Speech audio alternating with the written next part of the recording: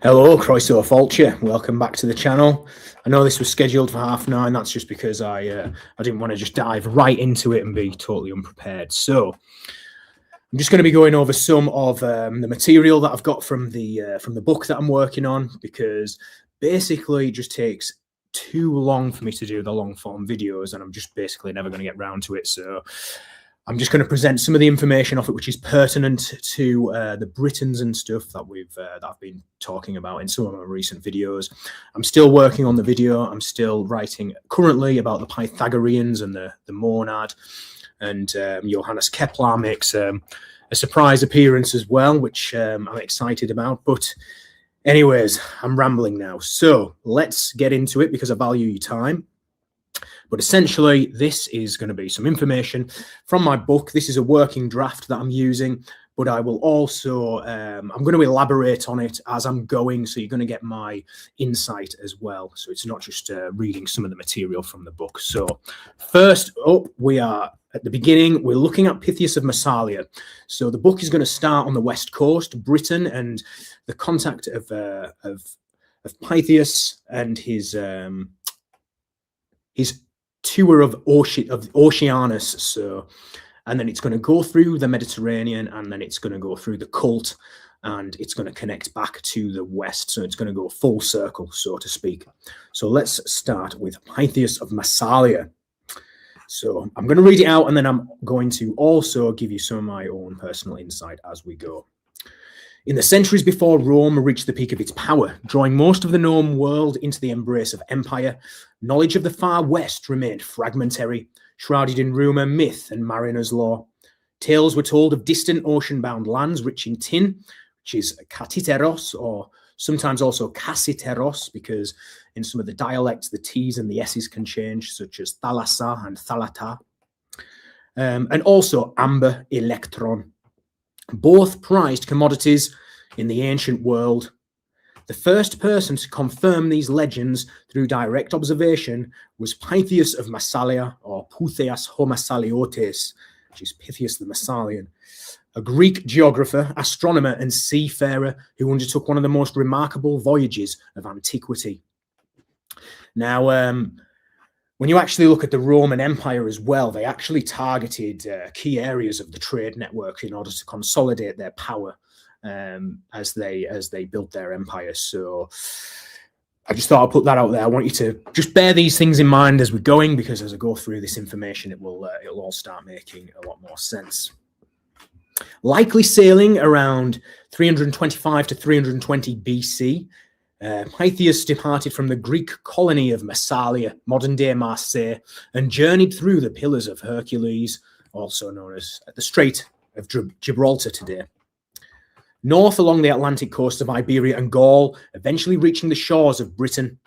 From there, he pressed even further, venturing towards the Arctic Circle and reaching a land he called Thule, where the summer sun scarcely set, and the sea was said to turn into a sluggish, congealed mass, probably sea ice, slush, or pack ice. And we're going to be looking at Massalia shortly, because that was one of the key areas of Greek trade. It was kind of like the western frontier, the western port of Greek trade, and it seemed to have been brokered by marriage. So bear that in mind as well. His work on the ocean, Περὶ ὠκεανοῦ, is now lost, but fragments survive in the writings of later authors who either admired or doubted him. Strabo, Diodorus Siculus, Pliny the Elder, and others preserved portions of his account, often coloured by their own biases. Yet Pytheas, by all indications, was an empirical observer. He is said to have measured latitude using a gnomon, which is a simple sundial, described the varying tides of the Atlantic in relation to the phases of the moon, documented the customs of the people he encountered, and traced the movements of unfamiliar constellations in northern skies. Just 1 second. Yes, I am. I just suddenly had a panic that I wasn't actually sharing this screen there, but we're all good. And there's Pytheas in all his glory there in Marseille. Okay, a citizen of Massalia. So as I said, it was part of the trade network. It was a Greek colony that was established according to the mythology, via marriage. And so Pytheas would have had connections with merchants and traders, and that's probably ultimately how he'd heard of these areas via the trade network, and how he potentially managed to find someone who would take him to these places. So Pytheas hailed from Massalia, modern-day Marseille, a city founded by Phocian Greeks in the late 7th or early 6th century BC.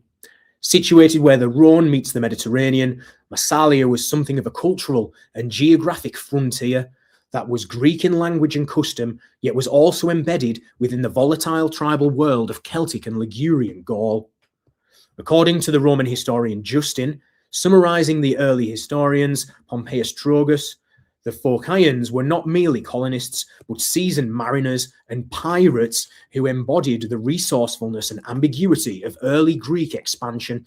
So these pirates, lestes, they are everywhere during this trade network. So this is why the Romans particularly took a dislike to them and wanted to rid their networks of these groups of people.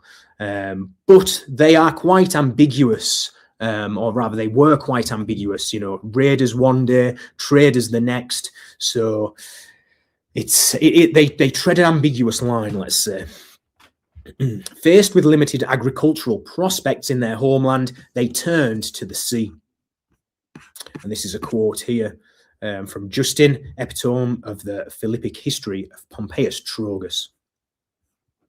The Phocians, compelled by the smallness and infertility of their territory, had applied themselves more to the sea than to the culture of the ground, supporting themselves by fishing, merchandise, and above all, by piracy, which in those days was thought an honourable occupation. Venturing accordingly to visit the remotest shores of the ocean, they came into the Gulf of Gaul and to the mouth of the river Rhone, and charmed with the pleasantness of the country, tempted others to go to the same parts. End quote.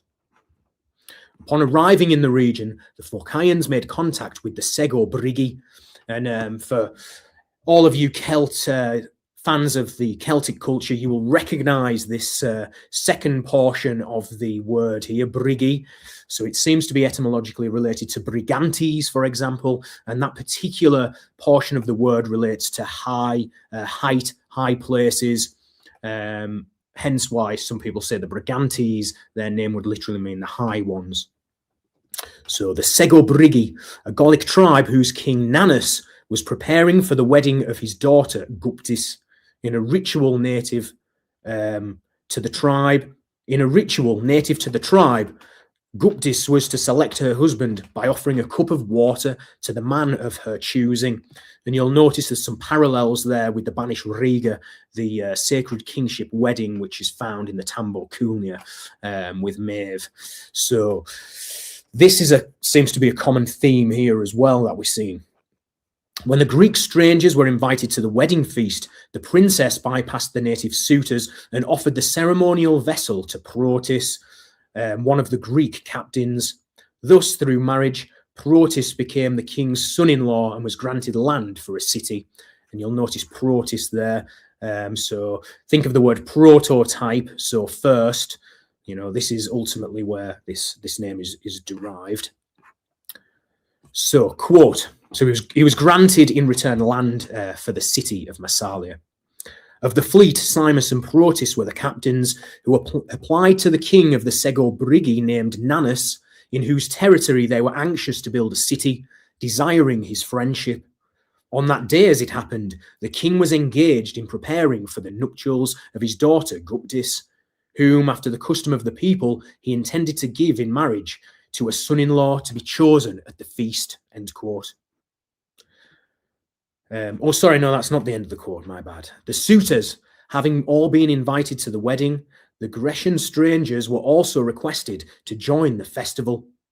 The maiden was then introduced, and being desired by her father to give water to him, whom she chose for her husband, she overlooked all the rest, and turning to the Greeks, held out water to Protis, who, from the king's guest, became his son-in-law, and was presented by his father-in-law with the ground for building a city. Marseille was accordingly built near the mouth of the River Rhône in a retired bay, as if it were in a corner of the sea, end quote. Now, notice the riverine access here to the Rhône. So the trade networks relied heavily on these riverine routes as well as coastal routes. So these play a really big part, and all of these major trade center hubs are often located very close to riverine access, which penetrate deep into the land. And here we have an excavation of the ancient port of Massalia from 1967.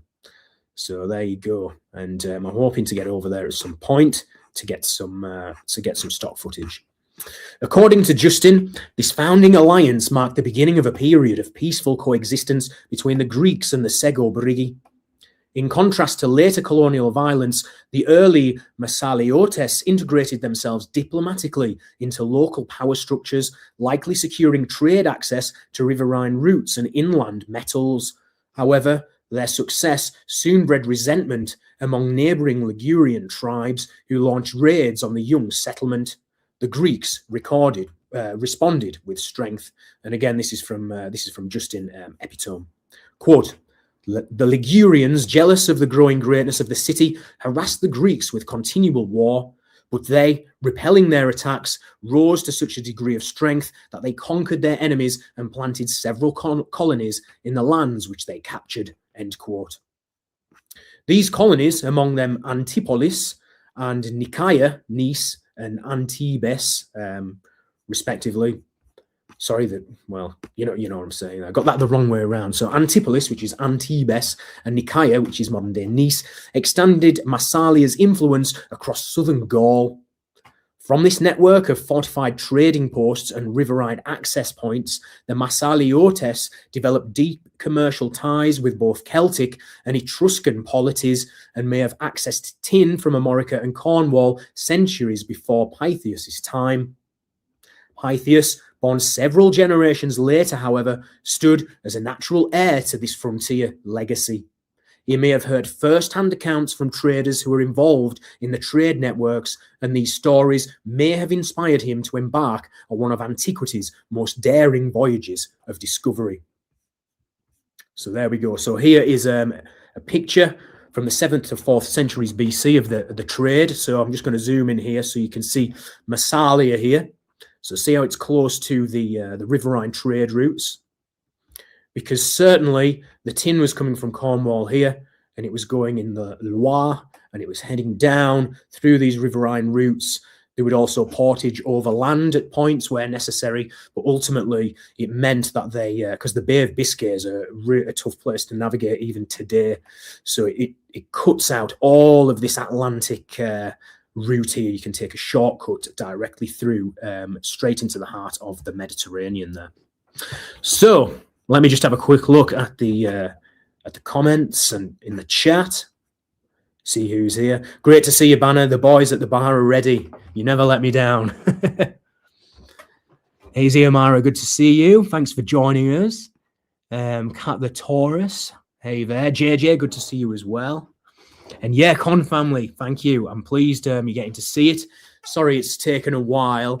It's one of those ever expanding rabbit warrens of information. And to be fair, when I set out to write this, I thought it was just going to be a little kind of like a small 50-page document with an overview, and it's got really deep, and I found a lot more stuff than I could have hoped to ever have imagined. So I'm sorry about that, but it will be worth the wait, I'm sure.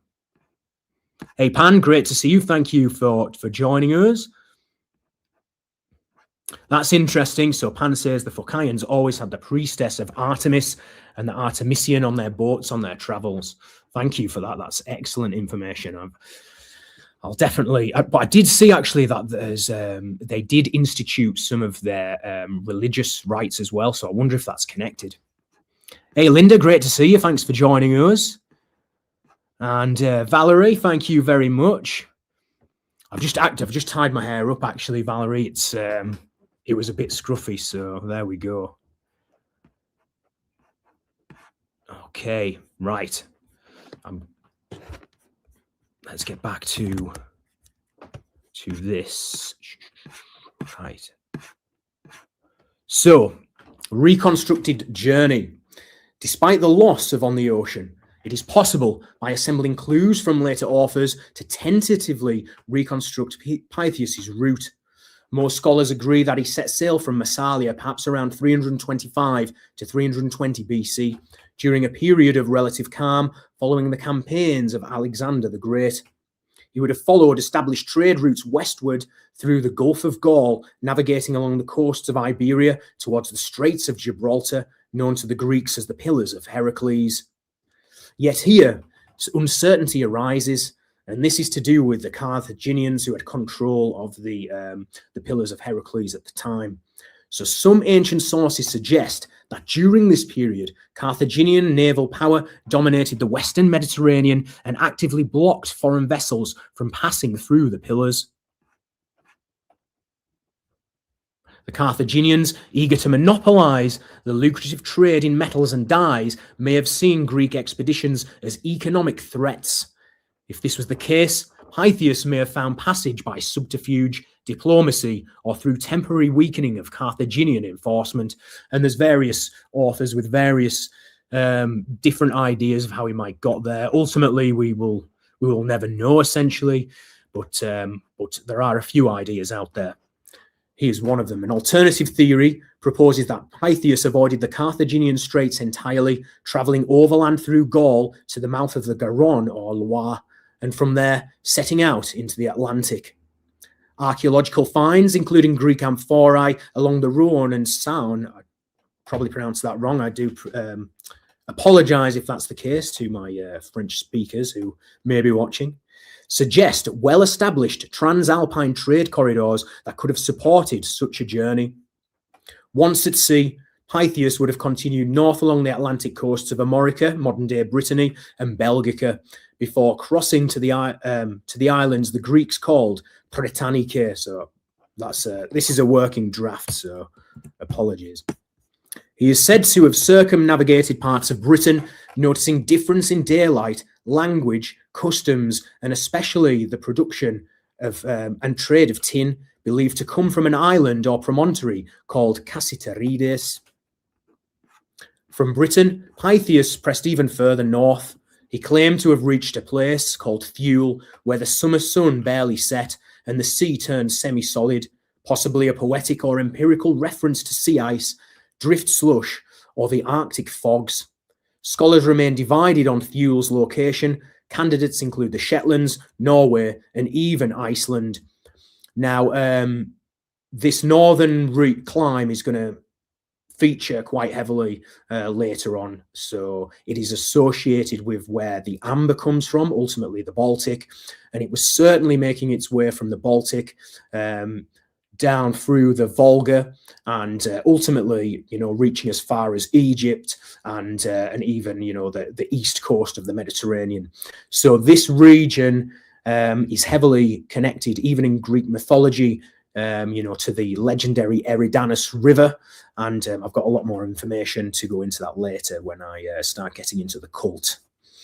Although his critics, especially Strabo, cast doubt on the feasibility of the voyage, the precision of Pytheas' astronomical and tidal observations suggest he truly ventured into the far north. His descriptions of the length of days, tidal rhythms, and latitude align strikingly well with modern knowledge of high latitudes, suggesting first-hand experience rather than hearsay. And here's just an interesting reconstructed journey that I found.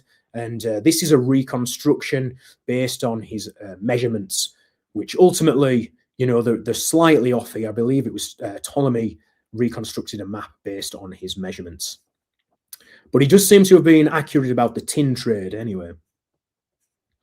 So here's some of my translations. I've collected some of the sources which directly talk about the trade network. So I'll just go through some of them because they're quite interesting, actually. They've got quite a nice bit of information in here. So having discussed the ocean bordering Libya and its islands, we now turn our narrative towards Europe. So this is Diodorus Siculus. He's drawing heavily on the Pythian tradition here. So obviously his work, Περὶ ὠκεανοῦ, does not survive. However, it can be pieced together from these fragments. Having discussed the ocean bordering Libya and its islands, we now turn our narrative towards Europe, along the coast of Galatia, directly opposite the Hercunian forests, which was actually one of the largest forests at the time. Look into it, it was absolutely huge. Which we recognize as the greatest forest in all Europe, lie many islands in the ocean, the largest of which is called Britannicae. In ancient times, this island remained free from foreign domination. Neither Dionysus, nor Heracles, nor any other heroes or rulers are recorded to have campaigned against it. According to our accounts, Gaius Caesar, who was hailed as a god because of his deeds, was the first among those named to conquer the island. After waging war against the Bretonoi, he forced them to pay the tribute he imposed. We will recount these events in due course, but for now, we return to a detailed examination of the tin that is mined throughout Britannicae. This island is triangular in shape, resembling Sicily, though its sides are unequal, and it extends obliquely alongside Europe. The promontory, known as Cantion, Kent, which modern-day Kent essentially, which lies closest to the mainland, is said to be about 100 stades from the land, at the point where the sea rushes through in a strong current. The second promontory, known as Belerion, is said to be a 4-day sail from the mainland. And I mean, that's probably going to be down in Cornwall. So we've just been to the east, which is Cantion, Belerion on the west, and then finally at the top, the final promontory, according to historians, juts out into the open sea and is called Orcan, which they think is Orkney. The first and shortest sides extends for 7,500 stades along the coast of Europe. The second side, running from the channel to the island's farthest point, measures 15,000 stades. The remaining side is 20,000 stades long, making the island's total perimeter approximately 42,500 stades. It is said that an autochthonous people inhabit Britannicae, preserving an ancient way of life in their customs. They wage war in chariots, just as the heroes of old are said to have done in the Trojan War. Their dwellings are simple, built mostly from reeds or timber. They harvest wheat by hand, cutting the ears themselves and storing them in covered granaries. From these, they draw out their grain each day, prepare it, and make their food. In their customs, the people are simple and live far removed from the cunning and corruption of the modern world. Their way of life is easy and untroubled, untouched by the luxury that comes with wealth. The island is densely populated and its climate is sharply cold, as if it lay directly beneath the bear itself. And it's talking to Arcturus, the constellation there, the bear. It has many kings and rulers, yet for the most part, the inhabitants live peacefully with one another. As for the laws and other distinctive customs of the island, we shall describe these in detail when we come to the accounts of Caesar's campaign in Britannicae. For now, we turn to the tin that is produced there. Along the promontory of the island known as Belerion, the inhabitants are especially hospitable, and through their regular contact with foreign merchants, they have become refined in their manners. These people skillfully extract tin, diligently working the earth from which it is drawn.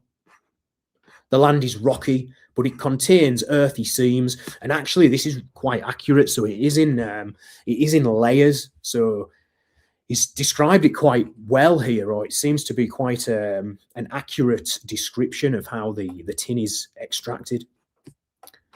Within which, with regards to the seams, the tin is extracted and refined by smelting. And the word for refined here is basically the same root as catharsis, so purification. The metal is then it's extracted and refined by smelting. The metal is then cast into shapes resembling knuckle bones and transported to a certain island lying off the coast of Britannicae called Ictin.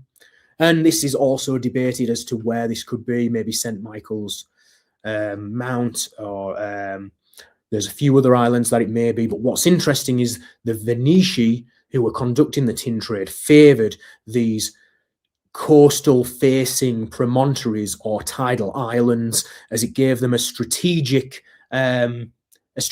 position, which actually it helped them when the Romans came, and we'll get to that later, because the Romans systematically they shut down this trade network from Britain to Gaul.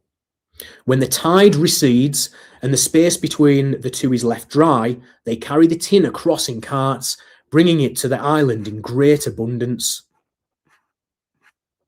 A peculiar phenomenon occurs among the nearby islands lying between Europe and Britannicae.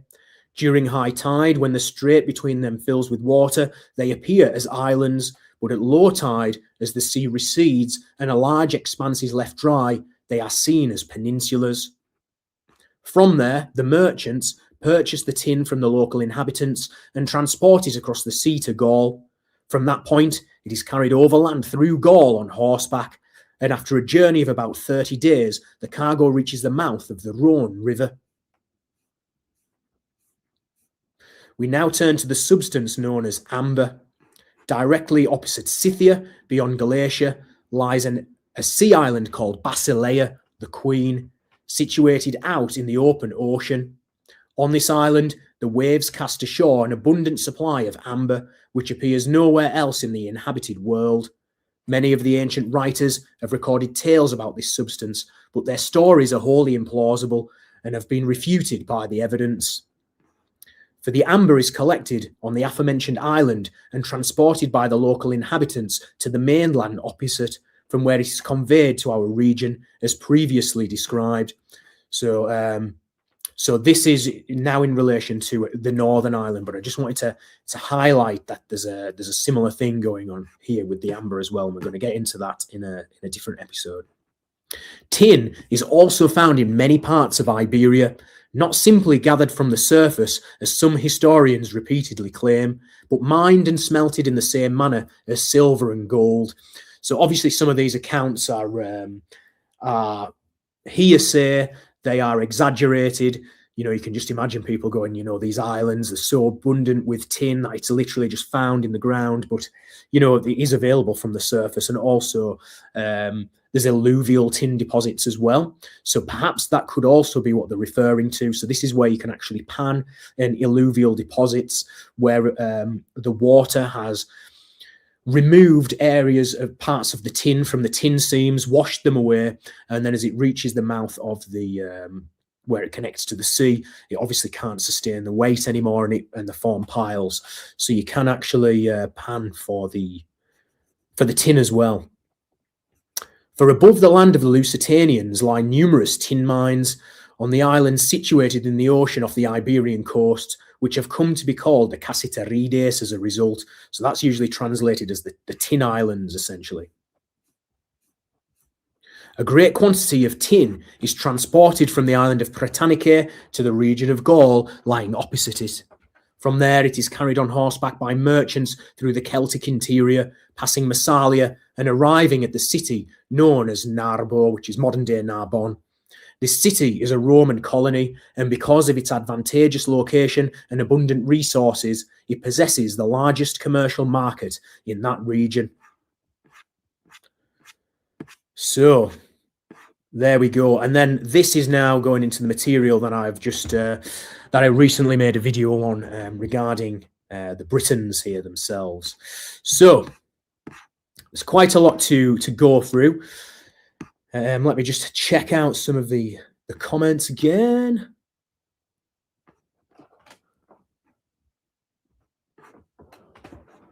So yeah, it's as you can see, it's taken quite a while to piece this together. I'm on 300 pages pretty much so far. Everything's sourced academically and it's cited in there. So, you know, when you get the book, it's not just me talking, making stuff up off the top of my head. You can see that it's got all sources and all citations there.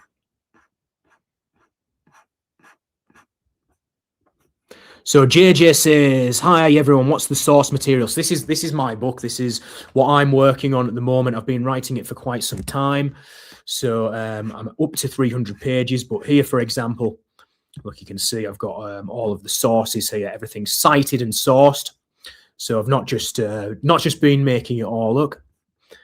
And yep, so what I thought I would do is I'm just going to be doing these regularly now.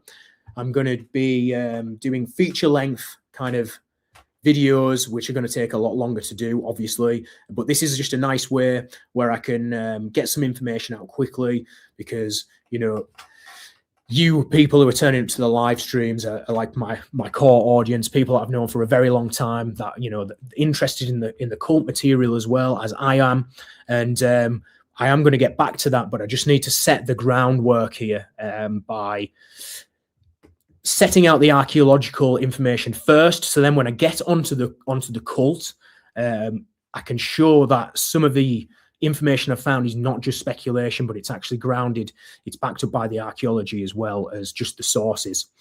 So I will definitely let you know when it's finished, Linda. And yep, so we've been going half an hour now. What I'll do is I'll do the next video, let me think, not next week because I'm actually engaged, but we'll pick up and we'll be doing these regularly on a Sunday. So it'll be good to I can answer questions about it. I can also go into the sources and give you all a little bit of extra information as we're going through it. So yeah, that's all. I'm going to leave it there tonight. I hope you all enjoyed it. It was just an introduction to the trade network, and we'll continue through as it goes along. So I just want to say thanks to everybody who joined tonight and for everyone who keeps supporting me. So thank you very much. Okay, enjoy the rest of your weekend, and I'll catch you on the next one. Take care, everyone.